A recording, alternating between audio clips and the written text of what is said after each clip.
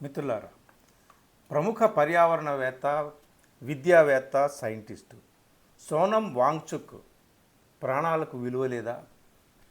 ఆయన చనిపోయినా పర్వాలేదు, మాకు ఏమీ కాదు, మా సర్కార్కి ఏమీ కాదు, మా సత్తాకు ఏమి కాదు అని చెప్పేసి పాలకులు భావిస్తున్నారా? ఈ వీడియోలో నేను చర్చించాల్సినటువంటి విషయం ఏమిటయ్యా అంటే, సోనం వాంగ్చుక్ అవసరమా ఈ దేశానికి? లేకపోతే సోనం వాంగ్చుక్ని కబళించేవాడు అవసరమా ఈ దేశానికి? అసలు ఎవరు ఈ సోనం వాంగ్చుక్? ఆయన గురించి ఎందుకు దేశమంతా ఇంత ఆందోళన పడుతుంది, ఇంత భయపడుతుంది? ఆయనకి ఏమవుతుంది ఏమిటి అనేటటువంటిది ఈ విషయాలు మనం ఈ వీడియోలో తెలుసుకోవాలి మిత్రులారా. ఇప్పటికి 17వ రోజు చేరుకుంది సోనం వాంగ్చుక్ విద్యార్థులతో కలిసి, జన్జీతో కలిసి ఢిల్లీలో జంతర్ మంతర్లో నిరాహార దీక్ష ప్రారంభించి ఆయన ఆరోగ్యం క్షీణించిపోయింది. దాదాపు 8 కిలోలు పైగా ఆయన వెయిట్ లాస్ అయ్యారట. బీపీ లెవెల్స్, షుగర్ లెవెల్స్ పడిపోతున్నాయి. ఆయన రోజు ఒక వీడియో రిలీజ్ చేసేవారు. 11వ తేదీ తర్వాత ఇక వీడియో కూడా రిలీజ్ చేయలేనటువంటి పరిస్థితి. అంత నిస్సహాయంగా, నిస్సత్తువుగా ఆయన ఇప్పుడు ఉన్నాడు. ఇప్పుడు అక్కడ ఆందోళన చేస్తున్నటువంటి కాక్రోచ్ జనతా పార్టీతో పాటు ఇతర విద్యార్థి సంఘాలు, ఇతర యువజన సంఘాలు, అలాగే రకరకాల దేశవ్యాప్తంగా ఉన్నటువంటి యువతీ యువకులకు సంబంధించినటువంటి అనేక అసోసియేషన్స్ అన్నీ కూడా అక్కడ ఆందోళన చేస్తున్నారు కదా. ఆ యువతీ యువకులందరూ కూడా ఎక్కువగా తమ డిమాండ్ నెరవేరుతుందా లేదా అనే దానికంటే కూడా సోనం వాంగ్చుక్ బ్రతికి బట్ట కడతారా? ఆయన బ్రతకాలి కదా, అలాంటి వ్యక్తి కదా ఈ దేశానికి అవసరం. ఏ పని చేయకుండా అవినీతి పనులు చేస్తూ, వాళ్ళ పదవులు కాపాడుకుంటూ, వాళ్ళ స్వార్థ ప్రయోజనాల కోసం సింహాసనాల మీద దిష్టి బొమ్మల్లా ఉండేటటువంటి నాయకుల కంటే ఇదిగో ఇలా సోనం వాంగ్చుక్ లాంటి పెద్ద మనిషి కదా మనకు కావాలని చెప్పి విద్యార్థులు ఆందోళన పడుతున్నారు. విద్యార్థులందరూ కూడా వెళ్ళి ఆయన్ని బ్రతిమాలుకుంటున్నారు, వేడుకుంటున్నారు. అయ్యా, ఇక మీరు ఈ నిరాహార దీక్షని విరమించండి దయచేసి అని. ఆయన ఏమంటున్నాడయ్యా అంటే, నా ప్రాణం పోయినా పర్వాలేదు, నేను ఈ నిరాహార దీక్షను విరమించను. ఎందుకయ్యా అంటే ఇది విద్యార్థుల కోసం, చనిపోయినటువంటి విద్యార్థుల కోసం మాత్రమే కాదు. ఇక ముందు ఈ దేశంలో ఏ విద్యార్థి చనిపోకూడదు. పేపర్ లీక్ అయ్యిందని ఆ ఆందోళనలో చనిపోకూడదు. పరీక్షల్లో అవకతవకలు జరుగుతున్నాయన్న ఆందోళనలో చనిపోకూడదు. పరీక్షల్లో అవినీతి జరుగుతుంది అన్న ఆందోళనలో చనిపోకూడదు. ఏ తల్లిదండ్రులు ఒక బిడ్డను కోల్పోకూడదు. ఇప్పటికైనా సరే సిస్టంలో ఉన్నటువంటి ఈ అవకతవకల్ని, అవినీతిని, లోటుపాట్లని, లోపాలని అన్నింటినీ కూడా సరిదిద్దాలి. దీనికి ఆ కార్యక్రమం జరగాలంటే ధర్మేంద్ర ప్రధాన్ విద్యామంత్రి రాజీనామా చేయాలి. పిల్లలు చేస్తున్న డిమాండ్ కరెక్టు. ఎందుకు ఆయన ఒక్కడ రాజీనామా చేసేస్తే మొత్తం సిస్టమ్ అంతా బాగుపడిపోతుందా అంటే, ఒక అకౌంటబిలిటీ ఉంటుంది, జవాబుదారీ ఉంటుంది, బాధ్యత వహించాల్సినటువంటి పరిస్థితి వస్తుంది. సో ఒక వ్యక్తిని మనం పదవి నుంచి తప్పిస్తే మిగిలిన వాళ్ళందరూ కూడా అప్రమత్తం అవుతారు, వాళ్ళు జాగ్రత్తగా ఉంటారు, వాళ్ళు చేసేటటువంటి పనుల్లో, సాగించేటటువంటి విధుల్లో, నిర్వహించేటటువంటి కార్యక్రమాల్లో అన్నింటా కూడా వాళ్ళు అప్రమత్తంగా ఉంటారు. తప్పు జరిగితే మన మీద కూడా వేటు పడుతుందని వాళ్ళకు కూడా భయం కలుగుతుంది. అంటే పూర్తిగా రాటన్ అయిపోయినటువంటి సిస్టాన్ని సంపూర్ణంగా ప్రక్షాళన చేయడం ఒక రోజులో జరిగేది కాదు. కాబట్టి ఇది ఒక పునాది అనుకోండి, ఇది ఒక ఆది అనుకోండి, ఆరంభం అనుకోండి. ఆ రాజీనామా అనేటటువంటిది, ఆ వ్యక్తిని ఆ పదవి నుంచి తొలగించడం అనేటటువంటిది అకౌంటబిలిటీని ఫిక్స్ చేయడం. కాబట్టి నేను నిరాహార దీక్ష విరమించను అని చెప్పి ఆయన మొండి పట్టు కూర్చున్నాడు. ఆయన్ని పలకరించడానికి వెళ్ళేటటువంటి ప్రతిపక్ష నాయకులు ఇప్పుడు ఆయన్ని నిరాహార దీక్ష విరమించమని చెప్పి బ్రతిమాలడానికి వెళ్తున్నారు. దేశంలో నలుమూలల నుంచి పిల్లలే కాదు, పిల్లల్ని కన్నా తల్లిదండ్రులు కూడా వెళ్తున్నారు. एकदम एक्सेप्ट करें और रिजाइन करें, उनके खातिर कोई जगह नहीं।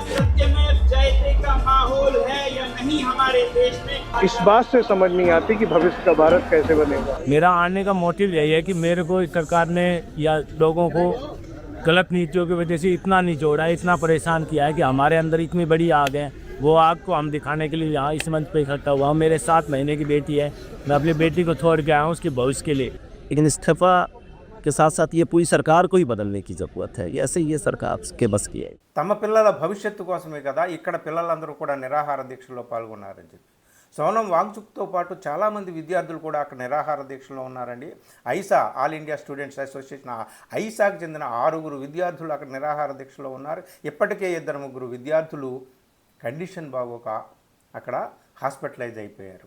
సో విద్యార్థుల పరిస్థితి కూడా ఏమీ బాగోలేదు. ఆ నేహ లాంటి అమ్మాయి, చాలామంది సౌరభ్ లాంటి వాళ్ళు, వీళ్ళందరినీ కూడా మొదట్లో చూసినటువంటి ఉత్సాహం వాళ్ళ ముఖాల్లో కనిపించడం లేదు. నీరుగారిపోయి ఉన్నారు, నిస్సత్తువుగా ఉన్నారు. అయినా సరే ధైర్యం సడలలేదు, సాహసం సడలలేదు. వాళ్ళు ఇంకా అలా మాట్లాడుతున్నారు, ఏమైనా సరే మా ప్రాణాలు పోయినా పర్వాలేదు అనే పద్ధతిలో వాళ్ళు ఉన్నారనమాట. అధికారులు, పోలీసులు, పాలకులు ఎంత క్రూరంగా, ఎంత అన్యాయంగా, ఎంత దుర్మార్గంగా వ్యవహరించారంటే అక్కడ పోరున వర్షం కురిస్తే ఆ వర్షానికి టెంట్ కూడా వేసుకొని ఇవ్వలేదన్నమాట. అలాగ తడుస్తూ గజగజ వణుకుతూ ఆ వర్షంలో అలా ఉన్నారు. ఇప్పుడు అక్కడ 40 డిగ్రీల ఉష్ణోగ్రతతో అక్కడ సూర్యుడు మండిపోతున్నాడంట. ఆ మండు టెంట్లో కూడా అలాగే ఉన్నారు. మిత్రులారా, ఇంత దారుణమైనటువంటి స్థితి ఉంది. సోనం వాంగ్చుక్ దేశానికి అవసరం. సోనం వాంగ్చుక్ లాంటి మనుషులు అవసరం. సోనం వాంగ్చుక్ ఏం చేశాడు? దేశంలో అత్యున్నత ప్రాంతంలో, అత్యున్నతమైనటువంటి ఎత్తైనటువంటి ప్రాంతంలో, లద్దాఖ్ ప్రాంతానికి చెందినటువంటి వ్యక్తి. ఆయన పర్యావరణానికి సంబంధించి ఎంతో కృషి చేశాడండి. తాను ఉంటున్నటువంటి ప్రాంతంలో నీటి కొరత, రైతులకు నీటి కొరత లేకుండా ఉండడం కోసం, అలాగే విద్యార్థులకు మెరుగైనటువంటి చదువుతో పాటు జీవన విధానాన్ని కూడా అలవాటు చేసేటటువంటి విద్యా విధానం కోసం, అలాగే ఎక్కడో 30 డిగ్రీలు, -30 డిగ్రీలు, 50 డిగ్రీలు, 60 డిగ్రీల చలిలో వణికిపోతూ దేశాన్ని పహారా కాస్తున్నటువంటి సైనికుల కోసం ఆయన చాలా ఇన్వెన్షన్స్ చేశాడు. అతి ముఖ్యమైనటువంటి 3 మనం తెలుసుకోవాలి. అదేమిటి అంటే, ఒకటి ఐస్ స్తూప.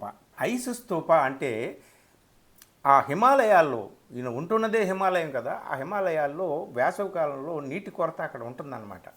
సో అక్కడ కింద ప్రాంతంలో సాగు చేసుకునేటటువంటి రైతులకు కానీ ప్రజలకు కానీ నీటి కొరత ఉంటుంది. ఆయన ఏం చేశాడు అంటే, బాగా చలికాలంలో హిమాలయాల్లో మంచు కొండల నుంచి నీరు పైపుల ద్వారా కిందకి రప్పించి వాటిని గడ్డ కట్టించి శంఖం ఆకారంలో గడ్డ కట్టించడం అన్నమాట. అదే స్తూపంలాగా అవి గడ్డ కట్టుకుపోయేవి అనమాట. ఆ పైనుంచి హిమాలయాల నుంచి వాటిని, ఆ నీటిని గ్లేషియర్స్ నుంచి రప్పించి స్తూపంలాగా తయారు చేసి దాన్ని ఉంచితే అది ఎండాకాలంలో కొంచెం కరిగి సాగునీటికి తాగునీటికి కొరత లేకుండా ప్రజలకు పనిచేసింది.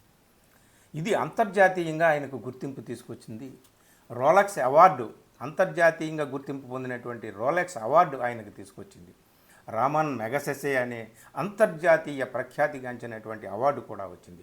ఇంకొక ఇన్వెన్షన్ ఏమిటయ్యా అంటే, మొత్తం శరీరం అంతా గడ్డ కట్టుకుపోయేటటువంటి ప్రాంతాల్లో మన సైనికులు దేశాన్ని కాపలా కాస్తూ ఉంటారు కదా, వాళ్ళు టెంట్స్లో ఉంటారు, అయినా సరే చలికి వణికిపోతూ ఉంటారు. వెచ్చగా ఉండడం కోసం ఆయన ఏం కనిపెట్టాడు అంటే, సోలార్ హీటెడ్ టెంట్స్ కనిపెట్టాడు. ఎవరి కోసం? మన సైనికుల కోసం, మన భారతీయ సైనికుల కోసం సోలార్ హీటెడ్ టెంట్స్. సో మనుషుల లోపల రక్తం గడ్డ కట్టుకుపోయేటటువంటి చలిలో కూడా ఆ టెంట్లో వెచ్చదనం ఉంటుందంట. సో అలాంటి సోలార్ హీటెడ్ టెంట్స్ ఆయన ఇన్వెంట్ చేశాడు. దానికి అంతర్జాతీయంగా ఆయనకి గుర్తింపు వచ్చింది. ఇంకొకటి ఏమిటయ్యా అంటే, విద్యా వ్యవస్థ బాగుపడాలి. ఈ విద్యా విధానం ఏదైతే ఉందో ఇది కరెక్ట్గా లేదు. వీళ్ళకి కేవలం పాఠ్యాంశాలు, పుస్తకాలు, బట్టి పట్టడాలు, పరీక్షలే తప్ప ఈ పిల్లలకి భవిష్యత్తు పట్ల, జీవితం పట్ల, ప్రకృతి పట్ల, పర్యావరణం పట్ల, అన్నిటి పట్ల కూడా ఒక స్పృహ కలిగించేటటువంటి విద్యా విధానం కావాలని ఆయన సొంతంగా సంస్థను స్థాపించాడు, విద్యా సంస్థను స్థాపించాడంట. Students educational and cultural movement of Ladakh. ఈయన లద్దాఖ్ ప్రాంతానికి చెందినవాడని చెప్పాను కదా, అక్కడ SECMOL అది ఆ సంస్థలను స్థాపించి విద్యార్థులకు చదువుతో పాటు జీవన పోరాటానికి సంబంధించినటువంటి దాన్ని, ఘర్షణని ఎలా ఎదుర్కోవాలి, జీవితాన్ని ఎలా నిర్మించుకోవాలి, పర్యావరణాన్ని ఎలా కాపాడుకోవాలి, ఇవన్నిటినీ కూడా సోలార్ సిస్టంతో, అక్కడ సోలార్ ప్యానల్స్తో ఆ మొత్తం స్కూల్ అంతా రన్ అయ్యేటట్టుగా అదొకటి కనిపెట్టాడు. మొత్తం ప్రపంచవ్యాప్తంగానే విద్యా విధానంలో తీసుకురావాల్సినటువంటి మార్పులకు దోహదం చేసేటటువంటి అతి మహత్తరమైనటువంటి కృషి అన్నమాట ఇది. SECMOL, students educational and cultural movement of Ladakh అంటారనమాట. దీనికి కూడా ఆయనకి ఎంతో పెరిగింది. ఊరికిని సోనం వాంగ్చుక్ అని ఎవరు అనట్లే. సోనం వాంగ్చుక్ లాంటి ఒక వ్యక్తి పుడితే, ఆయన ఎక్కడ పుడితే ఆ ప్రాంతానికే కాదు, ఆ చుట్టుపక్కల ప్రాంతానికి కాదు, ఆ దేశానికి అలాగే ప్రపంచానికి కూడా ఎంతో కొంత మేలు జరుగుతుంది. అలాంటి వాళ్ళు దేశాలకు అవసరం, అలాంటి వాళ్ళు ప్రపంచానికి అవసరం. ఇప్పుడు విలువ తెలిసిన వాళ్ళందరూ కూడా సోనం వాంగ్చుక్ బతకాలి అని చెప్పి ఆయన్ని నిరాహార దీక్ష విరమించండి మహానుభావ. ఈ బధిర శంఖారావం, చెవిటివాడి ముందు శంఖం ఊదితే ఏమి లాభం, అడవిలో వెన్నెల కాస్తే ఏమి లాభం, చౌడు భూమిలో విత్తనాలు నాటితే ఏమి లాభం, అలా ఉంది పాలకులకు మీరు పెట్టుకుంటున్న మొర, వీళ్ళు వినే రకాలు కాదు అని చెప్పేసి అందరూ కూడా ఇప్పుడు బ్రతిమాలుకుంటున్నారు. స్టూడెంట్స్ కూడా బ్రతిమాలుకుంటున్నారు, మీరు విరమించండి. ఆయనకి ప్రాణానికి విలువ లేదా? ప్రాణానికి విలువ కట్టరా ఈ పాలకులు? చిన్న డిమాండ్ కదా, పిల్లలు అడుగుతున్న డిమాండ్ని సమర్థిస్తూ ఆయన సోనం వాంగ్చుక్ పిల్లలు ఎక్కడ ఏ హక్కుల కోసం పోరాడతారో, ఏ మానవ హక్కుల కోసం ఏ పోరాటం జరుగుతుందో అక్కడ ఉంటాడు. కేవలం పర్యావరణవేత్త, సైంటిస్టు, విద్యావేత్త మాత్రమే కాదు, ఆయన మానవ హక్కుల కార్యకర్త కూడా. చాలాసార్లు జైలుకు కూడా వెళ్ళారు. ఇదే పాలకులు ఆయన జైలుకు కూడా పంపించారు. కానీ మన సైనికుల కోసం, మన పిల్లల భవిష్యత్తు కోసం, మన రైతుల కోసం, ఆయన మన పర్యావరణం కోసం, మన ప్రకృతి కోసం ఆయన నిత్యం పాటుపడేటటువంటి వ్యక్తి. అలాంటి ఒక్క వ్యక్తిని మొత్తం ప్రభుత్వంలో చూపించండి. రాష్ట్ర ప్రభుత్వాల నుంచి కేంద్ర ప్రభుత్వం దాకా ఎక్కడైనా సరే అలాంటి ఒక వ్యక్తిని చూపించండి. ఆర్థిక మంత్రికి ఆర్థిక శాస్త్రం తెలియదు, విద్యా మంత్రికి విద్య గురించి తెలియదు, పర్యావరణ మంత్రికి పర్యావరణం గురించి పట్టదు. సో ఎవరైనా, ఏ మంత్రి అయినా, ఎవరైనా సరే ఒక్క చిన్న ఇన్వెన్షన్ ఇలాంటిది చేశారా, ఒక్క చిన్న పరిశోధన చేశారా, ఒక చిన్న పత్రాన్ని సమర్పించారా, వాళ్ళు నిర్వహిస్తున్న ఆ మంత్రివర్గానికి సంబంధించి వాళ్ళకి ఏమిటి క్వాలిఫికేషను, అసలు ఏ క్వాలిఫికేషన్ లేకుండా పెద్ద వాళ్ళు పెద్ద పదవుల్ని అలంకరిస్తున్నారు కదా కొనుక్కున్న డిగ్రీలతో. సో ఇట్లాంటి వాళ్ళు సోనం వాంగ్చుక్ ప్రాణాలకి ఏం విలువ కడతారు? సోనం వాంగ్చుక్ అంటే ఏమిటో తెలిస్తే కదా వాళ్ళకి. ఇప్పుడు అందుకనే వాళ్ళకి తెలియదు కాబట్టి, నాయన సోనం వాంగ్చుక్ నువ్వు విరమించిన ఆయన అని అందరూ అంటున్నారు. నేను విరమించేది లేదు, నా ప్రాణానికి అంత విలువ ఏమి లేదు, పర్వాలేదని ఆయన అంటున్నాడు. ఏది ఏమైనా సోనం వాంగ్చుక్ ఒక మాట చెబుతున్నాడు. 20వ తేదీన, ఈ జూలై 20వ తేదీన పార్లమెంట్ సమావేశాలు ప్రారంభమవుతున్నాయి. అక్కడికి మార్చిగా వెళ్తాం, మనం ప్రదర్శనగా వెళ్తాం, పిల్లలతో పాటు నేను కూడా వెళ్తానని అంటున్నాడు. ఆయన అప్పటి వరకు ఆయన పరిస్థితి ఎలా ఉంటుందో ఏమో తెలియదు. ఏమైనా సరే మిత్రులారా, సోనం వాంగ్చుక్ ఒక వ్యక్తి, అలాంటి వ్యక్తి బతకాలి. పనికిరాని వాళ్ళు, దద్దమ్మలు, సోమరిపోతులు, అవినీతి పరులు, ఇట్లాంటి వాళ్ళు ఎంతకాలం బ్రతికినా ఏ పదవుల్లో ఉన్నా ఏమీ లాభం లేదు అని చెప్పేసి అనిపిస్తుంది. ఆయన బ్రతకాలని కోరుకుందాం. ఆయన డిమాండు, పిల్లల డిమాండు, అందరి డిమాండు ఒకటి. కనీసం చర్చలకైనా వచ్చి, పిల్లలతో చర్చలైనా చేసి, గవర్నమెంట్ మీకేం కావాలనైనా మేము చేస్తామని వాగ్దానాలన్నా చేసినా మనం సంతోషమే. ఎందుకంటే గతంలో చూసాం, రైతులు ఆందోళన చేశారు దాదాపు 2 సంవత్సరాలు. ఢిల్లీకి సరిహద్దులోనే సంవత్సరం 3 నెలల పాటు వాళ్ళని అక్కడే ఉంచారు. రోడ్డు మీద వాళ్ళు రాకూడదని రోడ్డు మీద మేకులు కొట్టారు, గోతులు తవ్వారు. సో మనకి ఇవన్నీ తెలుసు. సిఏఏ, ఎన్ఆర్సీ సందర్భంగా ఎంతకాలం అక్కడ ఆందోళన చేయాల్సి వచ్చిందో ఢిల్లీలో, అది మనకు తెలుసు.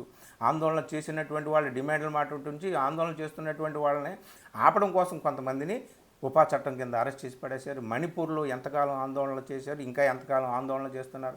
ఏ ఆందోళనైనా ఈ పాలకులు పట్టించుకున్నారా? కాబట్టి సోనం వాంగ్చుక్ లాంటి వాళ్ళు, ఇట్లాంటి వాళ్ళ గురించి ప్రాణాలు అర్పించడం అనేటటువంటిది కరెక్ట్ కాదు. అలాంటి వాళ్ళు బ్రతకాలి. అలాంటి వాళ్ళు బ్రతికితేనే మనకి బ్రతుకు, మన దేశానికి బ్రతుకు, మన పర్యావరణానికి బ్రతుకు.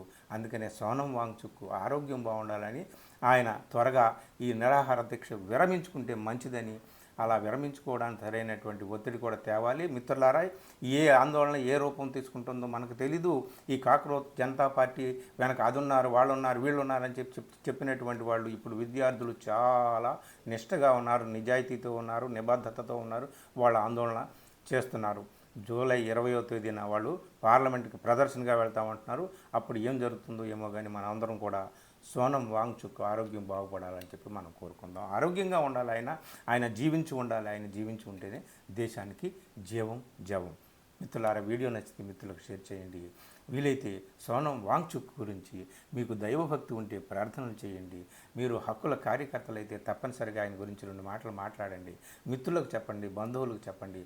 సోనం వాంగ్చుక్ లాంటి వ్యక్తులు మనకు కావాలి, అలాంటి వాళ్ళని చంపేవాళ్ళు కాదు. ఇది మిత్రులారా, థ్యాంక్ యూ.